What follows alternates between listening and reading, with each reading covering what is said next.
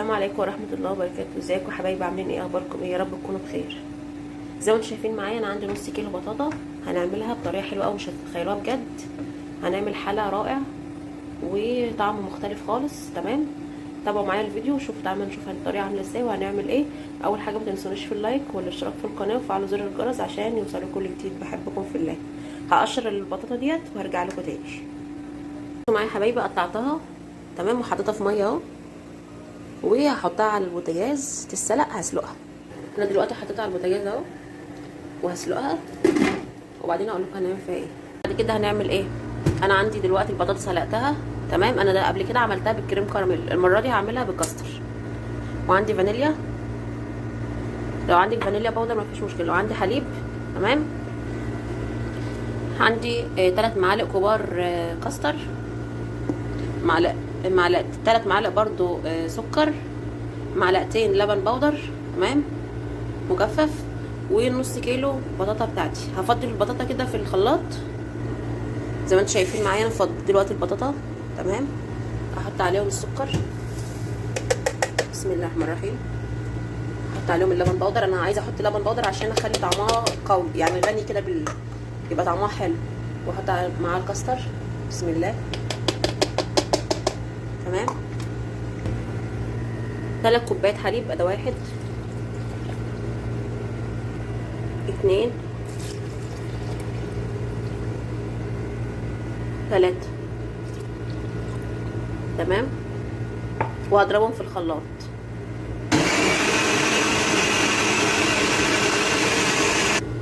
احط لها شويه فانيليا عشان انا حطيت شيء، بسم الله.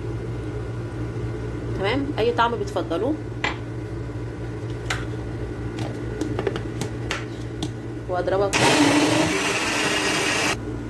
خلاص كده اتضربت معايا كويس. هاخدها كده تمام. بعد كده هاخد الخليط بتاعي ده كده وفي حله على النار وهصفيه. افضي فيه كده واصفيه عشان لو في اي تكتلات ولا في اي حاجه من المكان. البطاطا دي بطاطا حلوه علشان البطاطا ممكن اللي هي البطاطس، لكن دي البطاطا الحلوه تمام عشان اخواتنا في البلاد التانية يبقوا عارفين. زي ما انتم شايفين هتبقى برضو ايديا فيها كده لغايه ما تستوى وتبدا ان هي تعمل بقبقه كده تغلي يعني.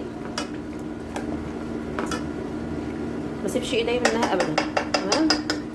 وبعد كده بقى عندي المقلايه بتاعتي دي هقوم حاطه ايه كوبايه سكر كده اعملها كراميل عشان ازوقه بيها تمام. وايديا برضو ايه مستمريه فيها لغايه ما القوام يتقل معايا.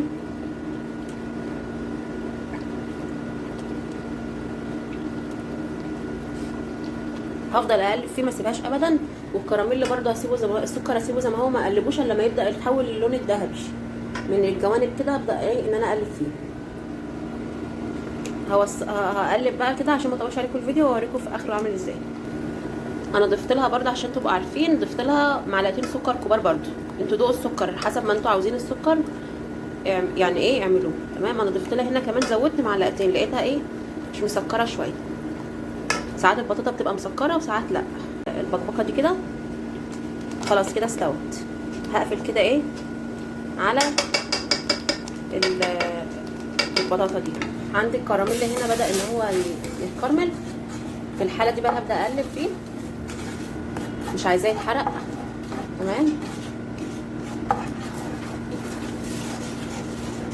ابدا اديله لون كده ما يوصل للون ده. انا عايزه طعمه يبقى غني، هزوده بالحليب. انا ما كنتش مجهزه معايا الحليب، بس انا طلعت المقلايه بره كده عشان ما يتحرقش معايا الكريم الكراميل قصدي. هبدا ان انا احط عليه كده الحليب وهرجعه تاني على النار. اول ما بحط له كده بيبدا ان هو يجمد زي ما انتم شايفين متكتل، بس مع التقليب هيرجع يدوب معانا تاني تمام. هفضل اقلب فيه كده. عايزه اقول لكم ان هو الكراميل السكر كان لزق بجد في المقلايه، فواحده واحده مع التقليب كده بيرجع ايه يدوب تاني. شايفين ده تاني خالص اهو. معلش وقع على البوتاجاز وانا بقلبه عشان كان بجد لازق خالص يعني. واحده واحده كده اهو لغايه ما اتبقت الحته دي وبدأ معايا يفك تاني اهو. تمام، شايفين ما شاء الله عمل ازاي، وصل ازاي، ولا حطيت عليه اي حاجه. يعني انا حطيت السكر اتكرمل، بعد كده ضفت له كوبايه الا ربع حليب، هي كوبايه سكر تمام، عليها كوبايه حليب، وبعد كده فضلت اقلب. السكر سبته خالص لغايه ما اتكرمل تمام، وبعد كده فضلت ايه اما الكرمل اقلب فيه، وقمت ضايفه عليه كوبايه الحليب. بس خلي بالي عشان الكرمل ما يتحرقش مني. مسك بجد ماسكه جامده جدا لدرجه ان هو لزق في المقلايه، بس ما فيش مشكله. واحده واحده مع التقليب رجع فك تاني، وبعد كده رجع وصل للتقل ده تاني مع التقليب. خلاص انا هقفل كده عليه، اما احس ان هو تقل كده وبدا يطلع فقاعات كده ويبقبق كده، خلاص كده خلاص شكرا، هقفل عليه النار. عندي القارب بتاعي الحلو القمر ده، وعندي الكريم كراميل بالكاستر، وعندي الكريم كراميل ده الصوص ده تمام. اول حاجه هفضيه هنا كده، انا فضيت كده الكراميل، هبدا ان انا ايه اوزعه في القارب بتاعي ده كده عشان الصوص بتاعي ياخد اللون كله. بصوا معايا، انا حطيت صوص الكراميل اهو ووزعته في القارب بتاعي خالص، وبعد كده هفضي ده هنا، هفضي الحاله بتاعي ده في القارب ده. تعالوا نشوف هنعمل ايه. زي ما انتم شايفين فضيته كده بالاسباتولا بتاعتي كده واسويه.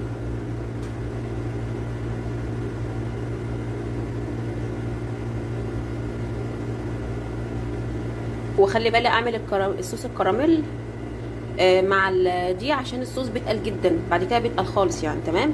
يبقى ده مع ده الاتنين مع بعض. بعد كده هحطها في التلاجة تجمد، وبعد ما تجمد هوريكم شكلها عامل ازاي. اعملوا لايك واشتراك في القناه، وفعلوا زر الجرس عشان يوصل لكم كل جديد، وكومنت حلو منكم.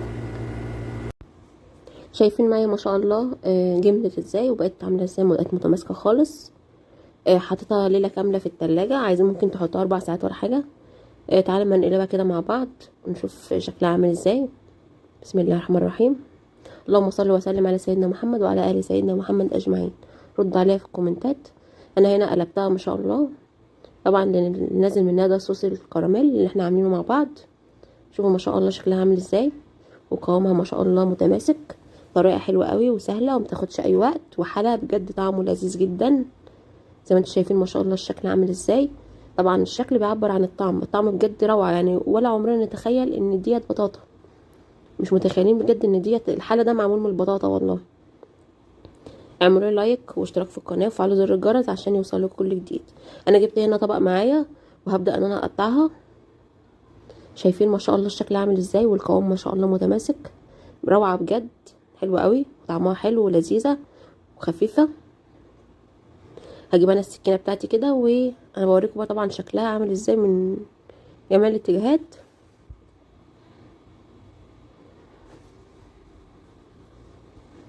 هجيب انا برضو السكينه بتاعتي زي ما انتم شايفين معايا كده، وهبدا ان انا اقطع منها خرطه كده نشوف شكلها عامل ازاي. بسم الله الرحمن الرحيم. انا دلوقتي قطعتها ما شاء الله، التماسك بتاعها رائع ما شاء الله. شايفين ما شاء الله عامله ازاي، شايفين ما شاء الله طعمها قطعه متماسكه ازاي، طعمها بجد عظمه والله، بجد تحفه.